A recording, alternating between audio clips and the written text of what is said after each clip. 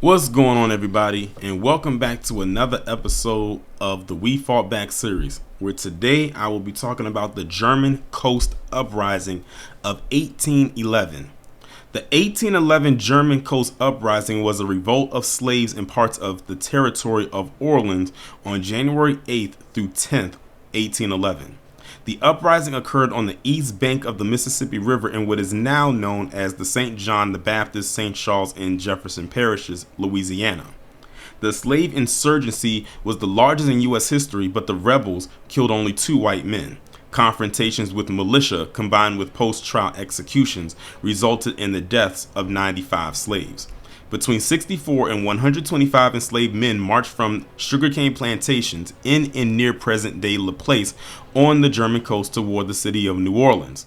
They collected more men along the way. Some accounts claimed a total of 200 to 500 enslaved persons participated. During their 2-day, 20-mile march, the men burned 5 plantation houses, 3 completely, several sugar houses, and crops. They were armed mostly with hand tools. Men led by officials of the territory formed militia companies and in a battle on January 10th killed 40 to 45 of the people escaping slavery while suffering no fatalities themselves. Then hunted down and killed several other people without trial. Over the next 2 weeks, white planters and officials interrogated, tried, executed, and decapitated an additional 44 people escaping slavery who had been captured. Executions were generally by hanging or firing squad. Heads were displayed on pikes to intimidate others. Since 1995, the Black American History Alliance of Louisiana has led an annual commemoration in January of the uprising, in which they have been joined by some descendants or participants in the revolt. The sugar boom on what was known as Louisiana's German coast, named for immigrants in the 1720s, began after the American Revolutionary War, while the area near New Orleans was still controlled by Spain.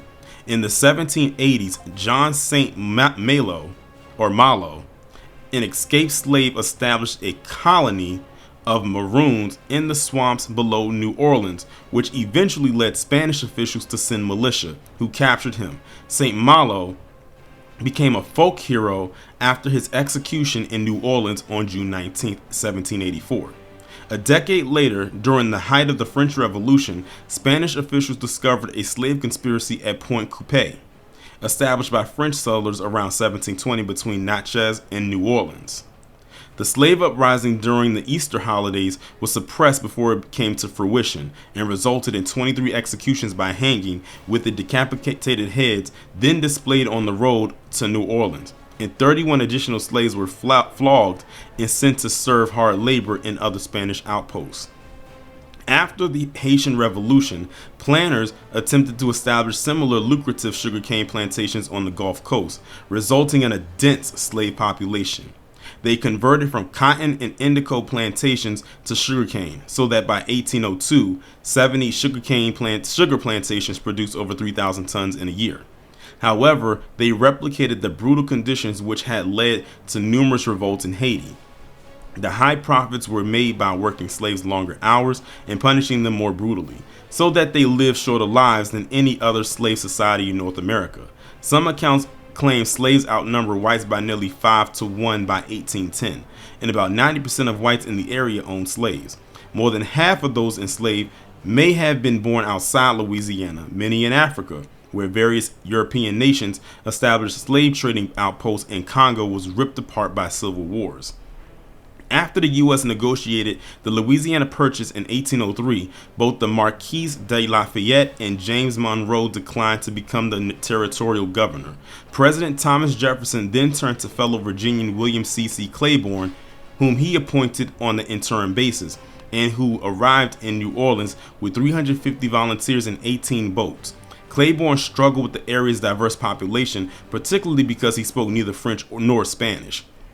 The population also included a larger proportion of native Africans among the slaves than elsewhere in the U.S. In addition, the mixed-race Creole and French-speaking population grew markedly, with refugees from Haiti and their slaves following their successful Haitian slave revolution. Claiborne was not used to a society with the number of free people of color that Louisiana had, but he worked to continue their role in the militia that had been established under Spanish rule. Long-term French Creole residents complained to Washington, D.C. about Claiborne and new U.S. settlers in the territory and wanted no part of President Jefferson's plan to pay 30,000 Americans to move into the new territory and amalgamate the residents. Thus, by 1805, a delegation led by John Noel de Strahan went to Washington to complain about the oppressive and degrading form of the territorial government. But President Madison continued to support Claiborne, who had expressed great doubts about the planners' honesty and trustworthiness. Lastly, Claiborne suspected that the Spanish in nearby West Florida might encourage an insurrection. Thus, he struggled to establish and maintain his authority.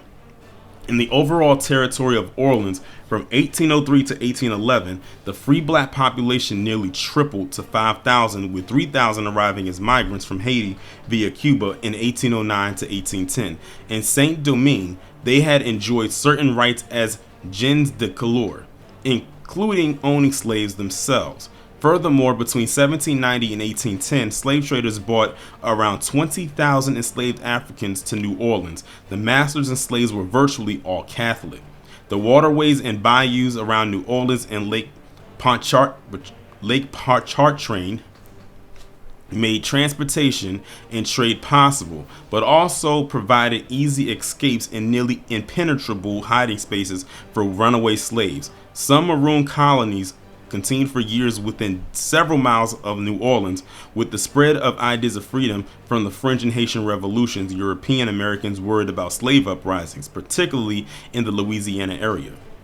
In 1805, they heard a traveling Frenchman was preaching about liberty, equality, and fraternity to the French-speaking slaves and arrested him as dangerous. A group of enslaved plantation workers met on January 6, 1811.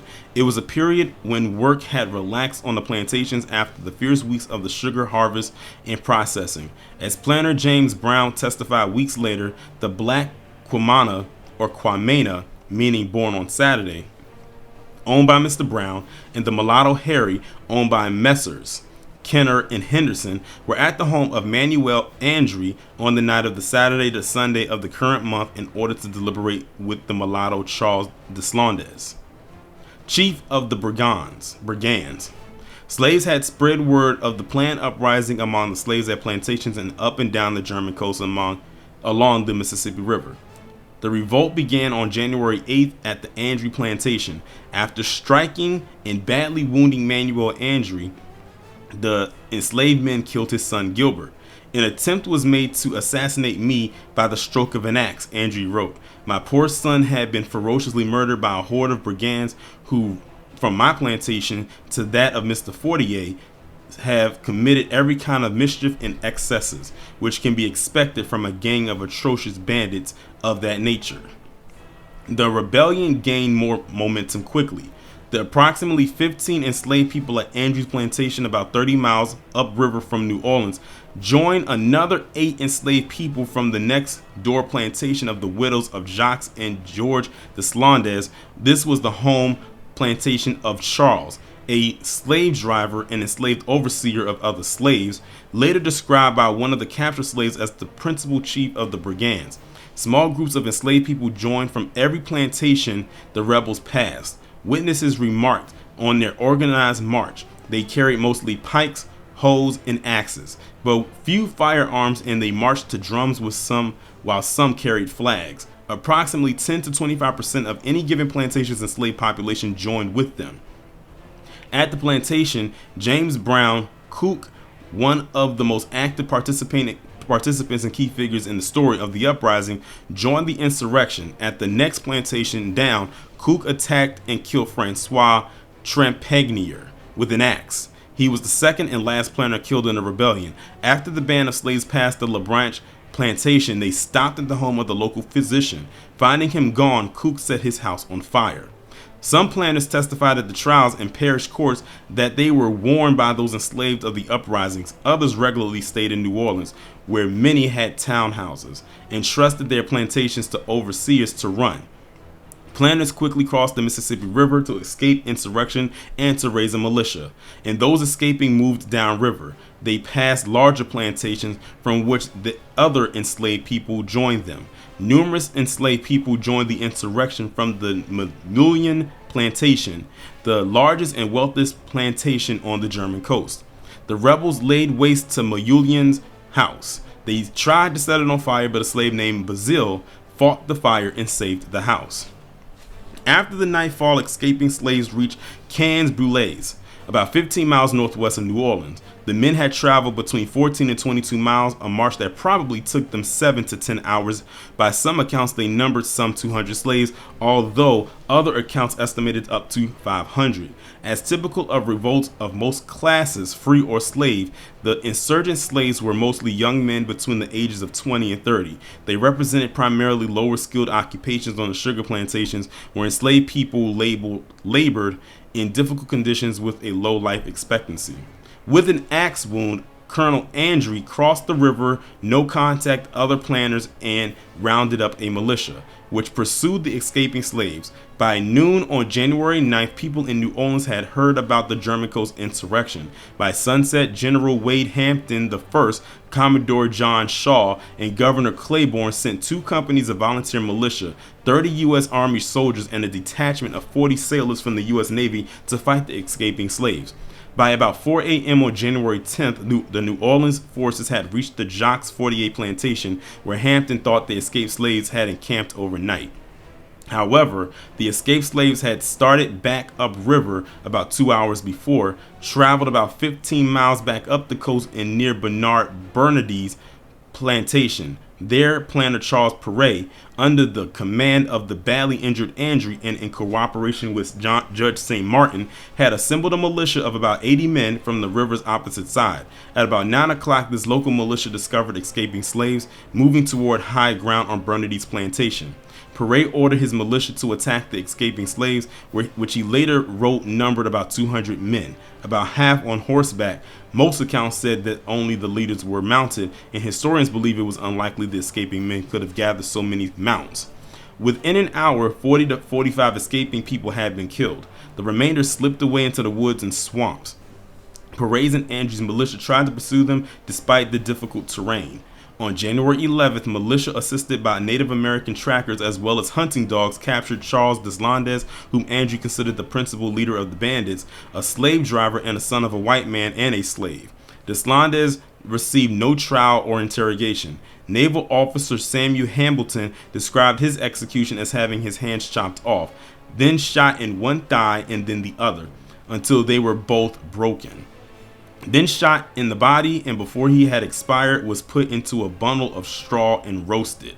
His cries under the torture could intimidate other escaped slaves in the marshes. The following day, Pierre Griffey and Hans Wimperin, who were thought the murderers of M. Thomason and M. Francois Trempagnier, were captured, killed, and their heads hacked off for delivery to the Andre estate.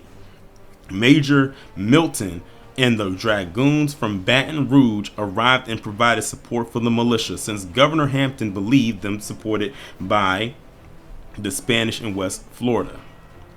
Having suppressed the insurrection, the planters and government officials continued to search for people who had escaped. Those captured later were interrogated in jail before trials.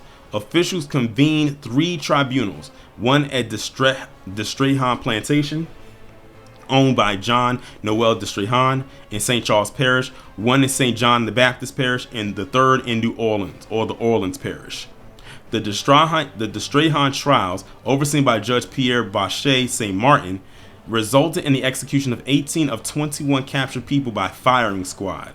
Some slaves testified against others, but others refused to testify or submit to the all-planter tribunal. In New Orleans, Commodore Shaw presumed that but few of those who had been taken were acquitted. The New Orleans trials resulted in the conviction and summary execution of 11 more slaves. 3 were publicly hanged in the place in the Place de Armes, now Jackson Square. One of the spared was a 13-year-old boy who was ordered to witness another man's death and then received 30 lashes. Another escaped person was treated with leniency because his uncle turned him in and begged for mercy. The sentence of a third person was commuted because of the valuable information he had given.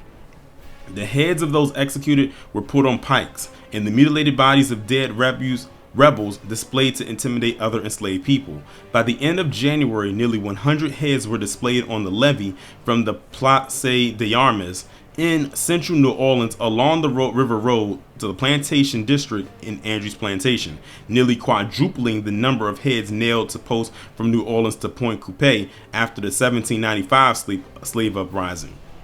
The naval officer Samuel Hamilton described the heads posted on stakes that lined the levee as follows: "They were brung up here for the sake of their heads, which decorate our levee all the way up the coast. I am told they look like crows sitting on long poles." U.S. territorial law provided no appeal from a parish court's ruling, even in cases involving imposition of a death sentence on an enslaved individuals. Governor Claiborne, recognizing that, wrote to the judges of each court that he was willing to extend executive clemency in all cases where circumstances suggest the exercise of a mercy recommendation to the effect from the court and jury will induce the governor to extend to the convict a pardon. In fact, Governor Claiborne did commute 2 death sentences, those of Henry and of Theodore, each referred by the Orleans Parish Court. No record has been found of any referral from the court in St. Charles Parish or of any refusal by the governor of any application for clemency. Militias killed about 95 enslaved people between the battle, subsequent summary apprehensions, and executions, as well as execution after trials. From the trial records, most of the leaders appear to have been mixed-race Creoles or mulattoes, although numerous slaves were native-born Africans. 56 of the slaves captured on the 10th and involved the revolts were returned to their masters who may have punished them, but wanted their valuable laborers back to work. 30 more escaping slaves were captured but returned to their masters after planters determined they had been forced to join the revolt by Charles Deslandes and his men. The heirs of Maullion petitioned the legislature for permission to free the mulatto slave Bazil, who had worked to preserve his master's plantation. Not all the enslaved people supported insurrection, knowing the trouble it could bring and not wanting to see their homes and communities destroyed. As was typical of American slave insurrection, the uprising was short-lived and quickly crushed by local authorities. Showing planter influence, the legislature of the territory of Orleans approved compensation of $300 to planters for each escaping slave person killed or executed. The territory accepted the presence of U.S. troops after the revolt, as they were grateful for their presence. The national press covered the insurrection, with some Northerners seeing it arising out of the wrongs suffered under slavery. And that is going to conclude this episode of the We Fought Back series, talking about the German Coast Uprising. If you haven't done so already, please be sure to check out the We Fought Back series playlist. That way you can recap or catch up on episodes that I have just completed over the last few weeks. And be sure to tune in next week, next Wednesday, same time, same place, for the next episode of the We Fought Back series. Be safe and be one.